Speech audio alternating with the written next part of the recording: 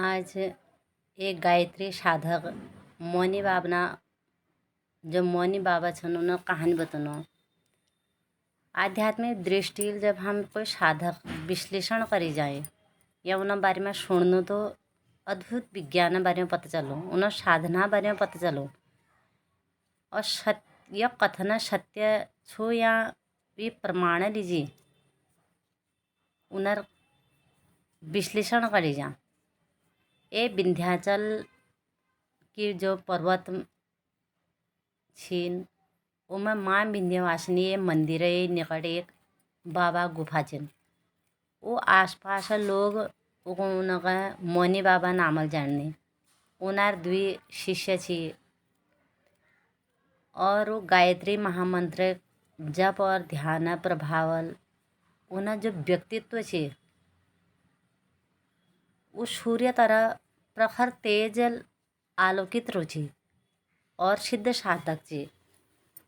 जनपा विभिन्न सिद्धिला छे विभूतियाला छे वो बड़ी शांत छे और सूर्य जो तेज उन मुखमंडल पर हमेशा दीप्तिमान रुचि। उन ख्याति जब बहुत दूर तक फैली 40 साल न मौन व्रत रख रहा छे उन्होंने। वो मौन व्रत कारण वो बाबा जी न कहूँ मिलछी जुलछी न बातचीत करछे, हमेशा मौन में रुचि। तो जब उन्होंने लोग उन पास ऊण शुरू करा तो उन्होंने बुलाण शुरू करा। तो जब बाबा जी ने लगा कि मेरा जब कोई वस्तु ना आवश्यकता ही ना तो संकेत दिबेर या जमीन में लिखबेर उनका समझ दिसी। पर बाबा जी जरूरत कोई खास नहीं थी, उनका कुछ नहीं चाहिए। तो उन्होंने पीस जो थी गायत्री जाप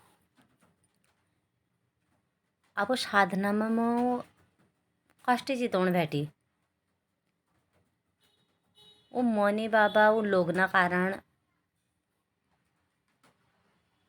सोची कि मैं कहीं द्विअंगोछा और लंगोटील में काम चला लूँ और भोजन में मैं नीम बेल और तुलसी पत्र खा तो मैं कहीं कुछ नहीं चैन। मैं कहा कि जरूरत कैसे इन लोग ना झमेलन में पड़न है। तब उन्होंने अपन पर विचार करो। उन्होंने कहा मैं तो बेलपत्र नीम तुलसी जब पीसबेर उनका खाबे गुजार कर सकूँ तो उन्हें जीवन पूरी तरह तपस्वी जीवन हो गई। बाबा मौन में तो भले रुचि पर सब न मनोकामना पूर्ण कर सी। जो ल उन पास आ वो कब्बे खाल नहीं गए। उन प्रति सब न मन में अटूट श्रद्धा है गई।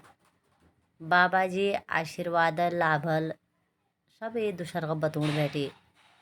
लोग न समस्या न दुख न निवारण होने बैठो। तो एक व्यक्ति जब समाधान पा तो दुहर लगी वही लाभ उठाने चाल।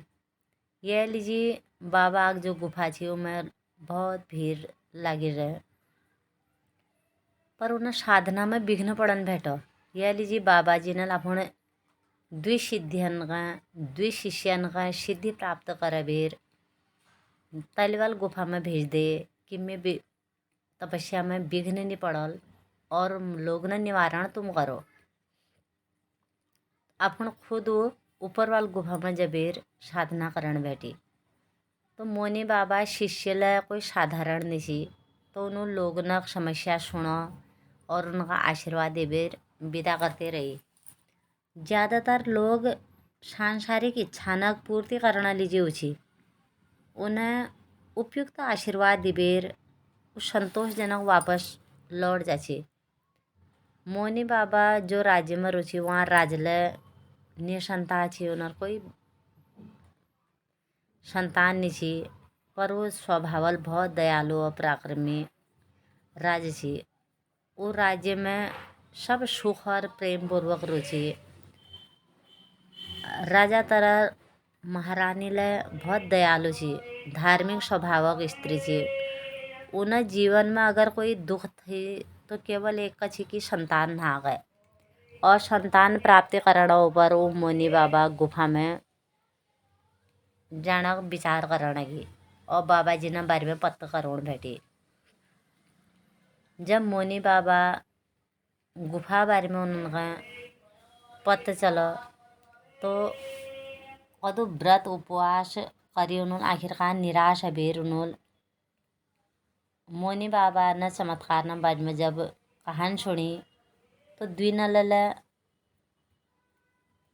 उनर चमत्कार न बारे में पहली ला सुना जे। अब राज इधर निराश हो गया कि उन्होंने ऊण जाने इच्छा ही नहीं करा छी, परंतु महारानी समझ में उन्होंने हार मान बे महारानी का हिटो मोनी बाबा आश्रम जानो। तो पहले तो राजन मना करो पर महारानी बात रखने ऊपर राजन फैसला मान गई। मोनी बाबा का राज दरबार में बुलल हिनो जब राजन को तो महारानी को जो याचक हूँ जो मांगने वाला हूँ उसको उन्हें पास जाना चाहिए ना कि निवारण वाल को बुलाना चाहिए। तो याचक पास जाना तर्क संगत नीची सही बात लगो राज का तो उन्होंने मोनी बाबा पास जाने लीजिए वो राजी है गए।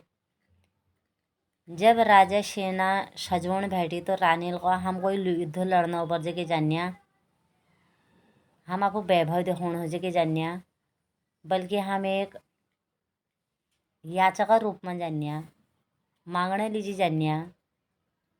तो हम मांगने वाले याचक रूप में नहीं वहाँ जान चाहिए। रानी बात राज का फिर ठीक लगी। दूसरा दिन द्वे राजा ला रानी ला मोनी बाबा तब स्थान पर चल दी। जब उन्होंने वह निकट पहुंची तो झरना कलकल और पक्षी न चहचहाट मधुर संगीत गुफा में जब सुना लोग बाबा न शिष्य न आशीर्वाद लिबेर जान देखो तो राजा और रानी बाबा शिष्य को तो प्रणाम करो वहाँ बैठ गए। पर कुछ देर बाद मोनी बाबा दर्शन न लीजिए उड़ गए और अभिलाषा व्यक्त करी उन्होंने प्रार्थना करना है। अब बाबा जो शिष्य थी उन्होंने प्रार्थना का स्वीकार नहीं कर और उनका मलवल गुफा में जान दे। आज पतना उन शिष्य ने उनका रोकलन हाँ राजा और रानी द्वे गुफा में नहीं गए। गुफा में मोनी बाबा तेज बिखर अच्छी उन्होंने लिया हुए पहली वो तपस्या का महान तपस्या का कभी नहीं देख रहा थी। उन्होंने बाबा जी का प्रणाम करो। बाबा जी ने जब अपन दाहिना हाथ उठा तो राजा और रानी द्विनल सोचा कि बाबा आशीर्वाद दिला या नहीं दिला पर बाबा तो मौन धारण करा छी। बहुत इंतजार करी बाद है अगले दिन जब फिर ऊण बात सोची तो राजाल को मैं तो रोज रोज ऐ नहीं सकनी पर मैं तुमको परमिशन दूँ कि तुम मोनी बाबा पास जाए। रानी प्रतिदिन बाबा तप स्थली में अबेर वहाँ सेवा करण बैठी साफ सफाई करण बैठी। घंटों इस आस में बैठी रुचि कि कब तो मोनी बाबा आप मुँह खोलाल। दिन बीते गई बरसात मौसम लग गई। एक दिन खूब तेज बारिश रहे बिजली कड़कनाए बादल गरजनाए आंधी तूफान भयानक वातावरण बड़ी सी। इसमें रानी अपन संकल्पना नहीं डिगी और गुफा तरफ चल पड़ी। रास्ते में उन्होंने कदू खाई पहाड़ गहराई और फिसलन इना कारण रानी का बहुत तकलीफ है। कदू जाग उनका चोट लगी खून ल बहनोई पर बरसात में पूरी भिजबेल वो बाबा गुफा तक पहुंची गई। तो कष्ट होते हुए ला रानी निष्ठा बाबा प्रति बड़ी रहे तब उन्हीं इरादों के जो पक्के होनी वो कभी निराश नहीं होन। रानी साथ ले यह हो रानी की इस दशा का दिग्वीर मोनी बाबा जो हृदय से वो करुणाल भर गई। उन्होंने अपनी मौन साधना तोड़ी और करुण स्वर में कहो बेटी तू किला ये तो कष्ट सहन करने से आखिर तो क्या चाहे किला तो संकट काल में अपन जान जोखिम डालने से और क्या ऊपर तो अरज है।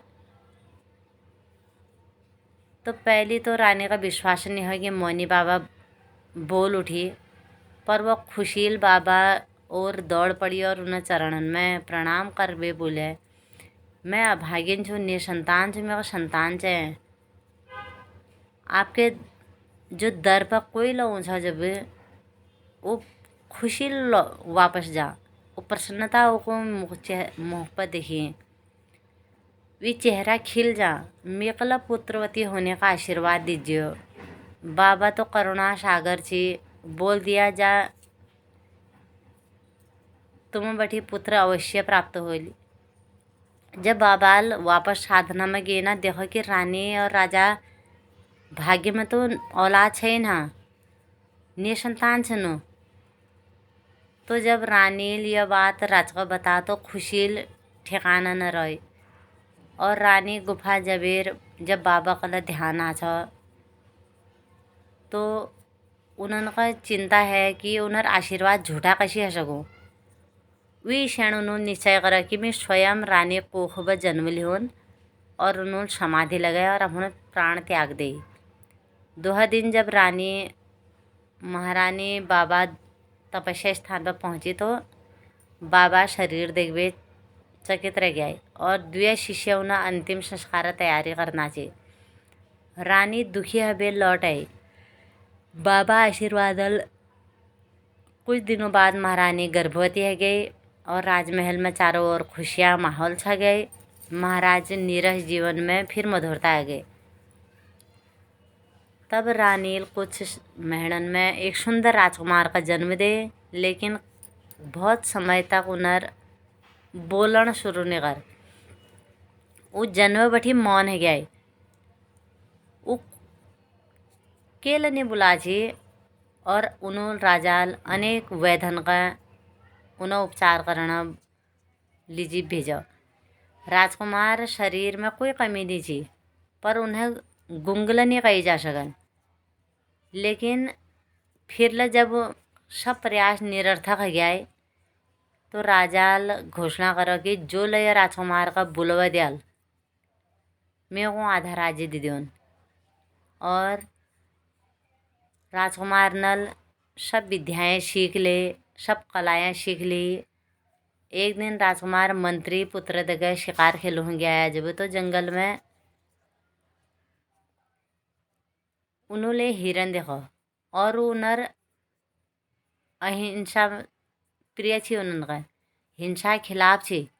लेकिन जब शाम का वापस लौटर समय एक झाड़ी में एक हिरण बुलाना आवाज़ सुनी ने। सिपाही हिरण पर टूट पड़ी और को मार दे। हिरण दयनीय दशा का दिग्बेर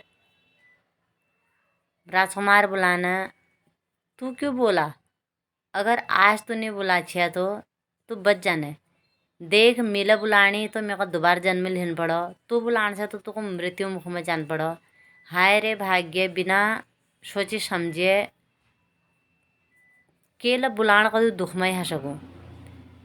तो उस जब राजकुमार बुलाना चाहिए तो वह मंत्री बेटा लोग इतनी ठड़ा राजी। तो उन्होंने मंत्री जब वो बेटा हो पूछा तो वो तो हैरान थी। उन्होंने राजमहल में जब ये बता दे कि राजकुमार बोलते हैं तो राजा कहा कि तू झूठ बुला ला, जब तो झूठ बुलाना सजा तुम जान सा। मंत्री का लड़का बोला, महाराज तुम खुद बुलवा लियो राजकुमार का और पूछ लियो, प्रत्यक्ष प्रमाण तुम उनका मिल जाल। और वो यला जान सी कि अगर राजकुमार ने बुलाला जब तो मंत्री पुत्र का फांसी की सजा दी दे। तो राजकुमार आई और उन्होंने बुलाने लीजिए कहो, पर वो गूंगा तरह ठाड़ा राजे। तब राजा का बहुत गुस्सा और उन्होंने मंत्री पुत्र का फांसी सजा देने आदेश दे। राजल सोचा मंत्री पुत्र आधे राज्य लोभ कारण लालच कारण मिहो झूठ बोला। तब जल्लाद आ और मंत्री पुत्र का फांसी सजा होने दीजिए। जिसके दिन आचा तो राजकुमार चिल्ला उठी, छोड़ दो, छोड़ दो। राजकुमार ये शब्द सुनबेर सब चकित रह गए। यह बात राजकुमार अपन पूर्व जन्म घटना बताए। राजकुमार मैं विंध्याचल में पर्वतन में रोणी हुई मौनी बाबा छो। जय पास तुम और रानी अरेछिया तुम्हारे भाग्य में संतान सुख नहीं छी, तो मेरा पुत्र कामना तुम्हारे पूर्ति करने पर मेरा पुत्रवती होने का आशीर्वाद दी दे मिल। किंतु मेरा बाद में पता चला कि रानी भाग्य में तो कोई संतान ना। यह लीजिए वो आशीर्वाद को पूर्ण करने पर मेरा खुद रानी कोख में जन्म लेना पड़ा। अब रानी निसंतान होना दुख बैठीला उबर गए। उनका खुशी है कि मैं कोख में कहला जन्म ले रखो और मिला अपना तपस्या साधना करो हो जा। इदो कबे राजकुमार वापस अपन तपस्थली की ओर चल दिए और राजा दूसरी ओर उनका चले जाना दुख कारण बहुत छे। साधना की महिमा जब समझण छो तो मौनी बाबा का समझ लेना छो। जनुल गायत्री साधना लीजिए अपना सारा राज्य छोड़ दे और एक स्त्री अभिलाषा पूर्ण करने पर स्वयं का जन्म तक न्यौछावर कर दे। धन्य छुनो संत वो लोग जो इस संत दर्शन पवेर सौभाग्य प्राप्त करने। सब लोगों का बहुत बहुत धन्यवाद।